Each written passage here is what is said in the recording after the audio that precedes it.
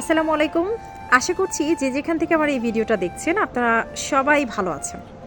আর আপনাদের শুভকামনায় আমিও অনেক ভালো আছি। মূলত আজকের এই ভিডিওটা করার পিছনে একটা বড় কারণ হচ্ছে যে কিছুটা স্মৃতিচারণ করব আসলে। সেই ছেলেবেলায় আপনাদেরকে ফিরিয়ে নিয়ে যাব, কারণ আমিও কিন্তু আজ আমার ছেলেবেলায় ফিরে গিয়েছি। তো এটা আসলে কোথা থেকে শুরু হয়েছে একটু বলি। এখন তো আসলে বার্ষিক পরীক্ষা চলছে বাচ্চাদের, তাই না? তো আজ কিন্তু আমার বাচ্চাদের বার্ষিক পরীক্ষা শেষ হলো। তো ওরা গত 2-1 দিন ধরেই কিন্তু অনেক বেশি জল্পনা কল্পনা করছে যে কিভাবে ওরা ছুটিটাকে কাটাবে। ডিসেম্বর মাসের এই কটা দিন তো ওদের ছুটি আছে। আজকে সবে মাত্র 10 তারিখ, যেখানে জানুয়ারি মাস ছাড়া কিন্তু ওরা আর খুব বেশি এঙ্গেজ হচ্ছে না। তো সেক্ষেত্রে ওরা প্রথমত প্ল্যান করেছে যে পিকনিক করবে। সেকেন্ডলি ওরা প্ল্যান করেছে দাদি বাড়িতে যাবে। আবার ছোটো মেয়েটা বলছে যে সে কক্সবাজার ঘুরতে যাবে। ছেলেটা বলছে যে না, আমরা সবাই ব্যাডমিন্টন খেলবো।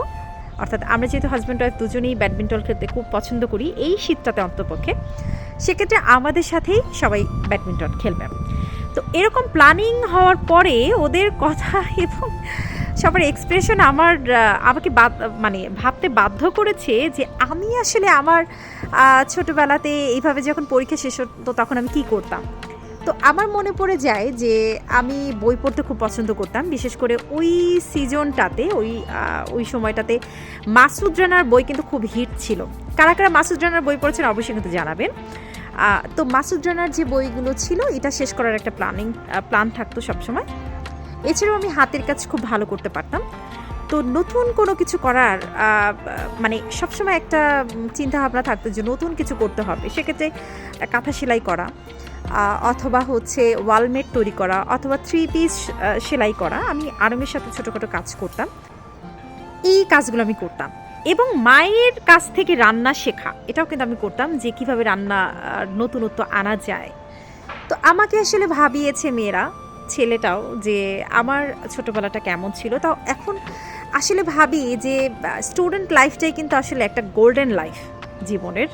আপনি ছোটোবেলা থেকে শুরু করে একেবারে এই পর্যন্ত বা শেষ পর্যন্ত আপনি যে লাইফে যে অবস্থাতেই থাকেন না কেন, ছোটোবেলার মুহূর্তগুলো আপনাকে ভাবাবে, আপনাকে মনে করাবে যে না, ওই দিনটাই আসলে অনেক সুন্দর ছিল, অনেক বেশি রঙিন ছিল।